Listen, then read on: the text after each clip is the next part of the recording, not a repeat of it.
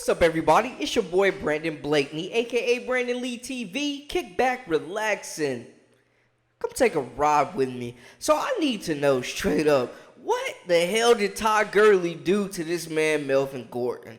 Yep, I saw the clip on the Jim Rome show where Melvin Gordon pretty much blamed the declining running back market on the fact that Todd Gurley got paid, had a good season afterwards, then proceeded to get cut like a Sunday coupon, and the Rams seemingly regretted the contract. Anyways, let's get into the clip first of all. It's just so tough for running backs right now, man. You have a lot of running backs that's out there, and we just don't get no love. It's literally the worst position to play in the NFL right now. You know, it literally sucks. Man, you're not wrong, dude. You are not wrong. I think that when you say that right now, being a running back sucks and it might be the worst position in the NFL, like, what happened? Can you point to when that happened and what happened? Why is that? I think after, my opinion, after Todd got paid, and then, Sean McVay came out and said, I'll never pay a running back again. And I'll just, use them and then, rotate them out. I think after that statement was made, and then I think they won the Super Bowl, it was just like everybody just followed suit, I think. And I kind of think that's where everything just started going downhill. As you can tell, you have your exceptional backs. You have, Josh Jacobs. You have Saquon. Those boys just did their thing, and, they got tagged just so, and hopefully they do get paid. Hopefully the teams tag them just to have more time to try to figure out a number that works.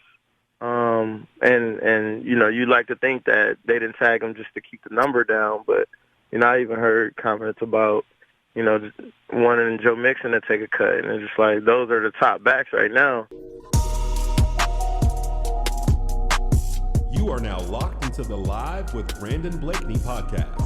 Here is your host, Brandon Blakeney. I do agree with a couple things that Melvin Gordon said in this, but we got to look at back in 2018 at the contract. So for Gurley, it was a 4-year deal through the 2023 season. It was up to $60 million. It was $45 million of those buckaroos guaranteed.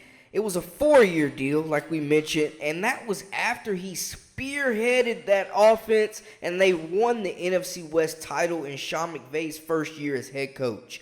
He ran for 1,305 yards and 788 receiving yards as well, and he had 19 total tutties. He helped the Rams transform in one season, basically. They went 4-12 in 2016, flipped that around to 11-5 in 2017, so he ended up getting that cheddar, securing that bag. But the thing that pissed fans off, I think, was that they didn't necessarily have to extend him at that time because he still had 2 years left on his rookie deal, and including a 5th-year option. So he would have originally made $11 million, a little over $11 million from that time, from 2018 to 2020. Instead, with the extension, he ended up making $34.5 million. So he got a $22 million raise pretty much. And he never actually played a down in those new contract years for the Rams. So yeah, they had to eat that. But to be fair to Gurley, he was not the last running back that got paid. It was actually Christian McCaffrey who got paid after him in 2020.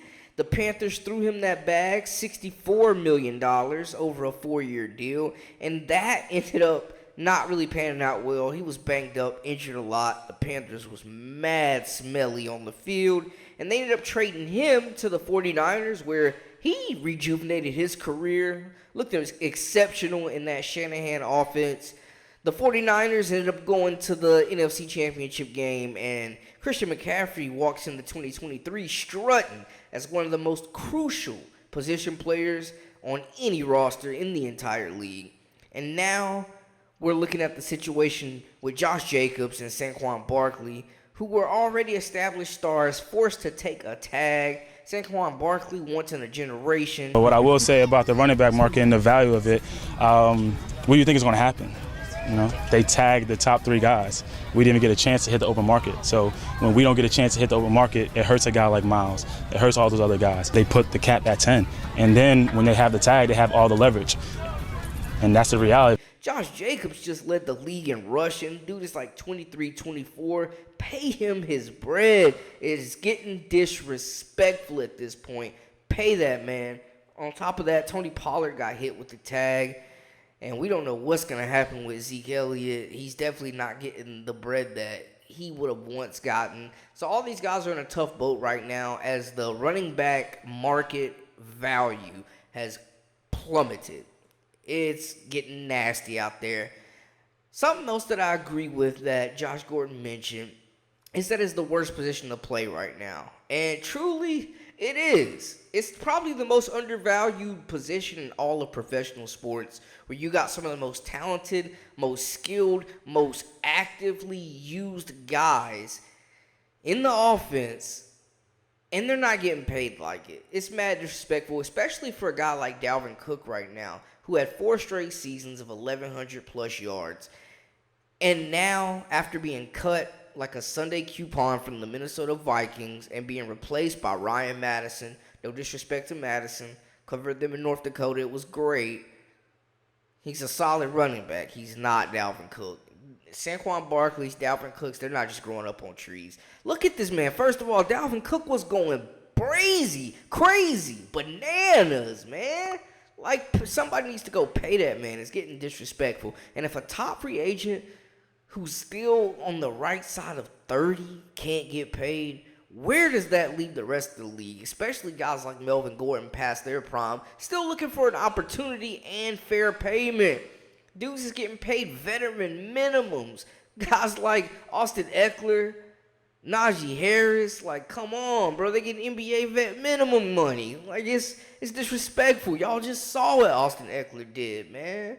And the thing is, we're at a time where running backs are being made and required and asked to do more than any other time. This is why we see why guys like Marshall Faulk, LaDainian Tomlinson were trendsetters and pioneers being able to catch the ball. Running backs now are required to run 3 downs to be a feature back, as well as be able to catch the ball and be able to line up outside and be able to block. Running backs have to be complete backs, and that's why so many teams are going by committee, because it's just not that many elite level running backs up to that caliber, and the ones that are not getting paid. Right now, Alvin Kamara and Christian McCaffrey are setting the market with the highest paid annual contracts right now for running backs. Christian McCaffrey leading the way with $16 million a year. Alvin Kamara, $15. And then you look at a monster like Derrick Henry, who is literally carrying the Titans' offense, dragging them on his Thor-sized shoulders. He's only making $12.5 million, man, and he's like the face of the franchise. It's disrespectful. He got $25.5 million guaranteed. But you look at rookie Bijan Robinson, he got $22 million guaranteed and ain't played a down yet. I mean, what the hell are y'all doing? I think the running back position is absolutely the worst position in football. They're getting used like battering rams. They're just required to do so much, and they're going underappreciated. For guys that are the best at their position, some of the most explosive athletes in the league, they are being overlooked and undervalued, and they're not getting paid. And yeah, I get like what he's saying about the Todd Gurley situation. Le'Veon Bell was collateral damage in that too, but we're talking 5 years ago, bro. And apparently the comment about Sean McVay coming out saying he would never pay a running back again. They did cut Gurley, like we said, ended up winning a Super Bowl without him. But I think the situations with the backs now, with the Josh Jacobs, with Dalvin Cook, I think it's a little bit different than the situations. I mean, Gurley was second in MVP in the MVP race. They compared that 2017 season to AP's MVP season, man. I'm just saying, like, he had a great year the year after and then went downhill because of injuries. But that's on the NFL. If they're going to be propping these guys up as faces of the franchise and the most popular players in the league, they need to enforce rules like they do with the quarterbacks to try to protect running backs more financially, so they're not getting screwed over with these contracts, but also on the field. They gotta cater to rules that keep stars healthy, man, like the NBA has done such a great job of doing. Like, you're broadcasting these guys as the guys to see, but then getting them running to the ground. Like, they gotta change it to where running backs are protected. It's the only way. And I don't think these guys should have to settle, man. They got to demand their money.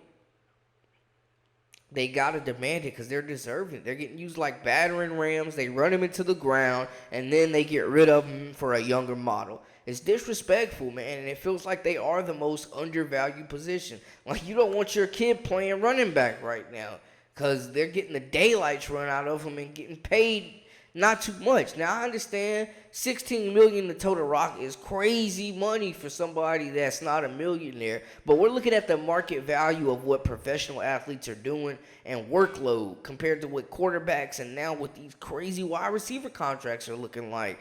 Like, you know what I'm saying? It just, the running back, it's gone. The glory days of the running back are gone. The Barry Sanders, the Emmitt Smiths. It's like how big men are in the NBA, man. Like, you know, back in the day, you had to have a good big man. They built around it. And big men were winning championships. The Kareems, the Wilts, you know what I'm saying? The Bill Russells of the world, the Shaquille O'Neals, the Shaqs. Like, guys like that, the Elijah Ones, the bigs were dominating the game. And then, you know, the guards came over, explosive scoring guards came over, and hey, it changed the game, man. It's a way more spread out game now. And small ball is a legit thing. Positionless basketball is a real thing. But that's neither here nor there.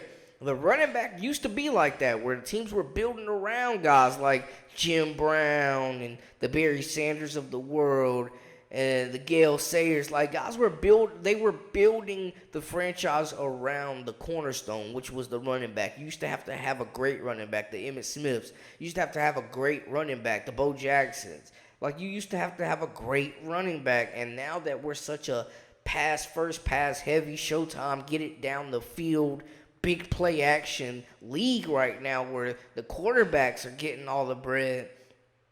Like, 10 years ago, there's no way in hell Danny Dimes gets paid before Saquon Barkley. Like, Saquon Barkley is by far the most talented player on that team, and him developing and being on that roster and being that safety blanket in both the rushing and passing game is accelerating the development of Daniel Jones. He will suffer if Saquon Barkley is not signed long term and ends up walking away from the Giants. They will suffer. They will not be a playoff team without Saquon Barkley. I mean, I'm just being straight up.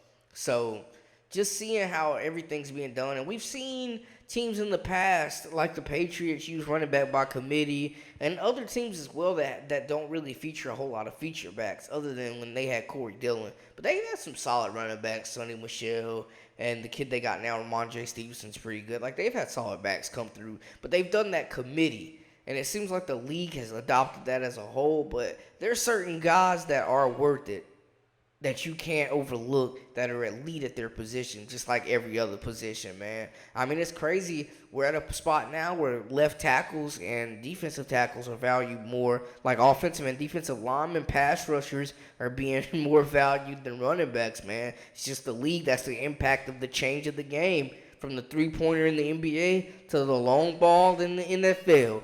It's all about what have you done for me lately and instant gratification, man. That's just where we're at right now. I don't know, man. The Joker kind of proved people we need the big man. So Joel Embiid MVP, big man. So maybe the running back position makes a comeback and they start resetting the market. Because right now, it's not looking pretty for those guys, man. Why don't the NFL like running backs anymore, man? Come on. It's insanity. A guy like Dalvin Cook, 4 straight seasons, 1,100 yards. He's not Todd Gurley, man. He's proven. Top 5 running back in the league, and he's a free agent. It's madness. It's madness. NFL, y'all got to do better by these backs, man. Pay them that cheese. Stop playing. Anyways, let me know what y'all think in the comments, how y'all feel about the situation.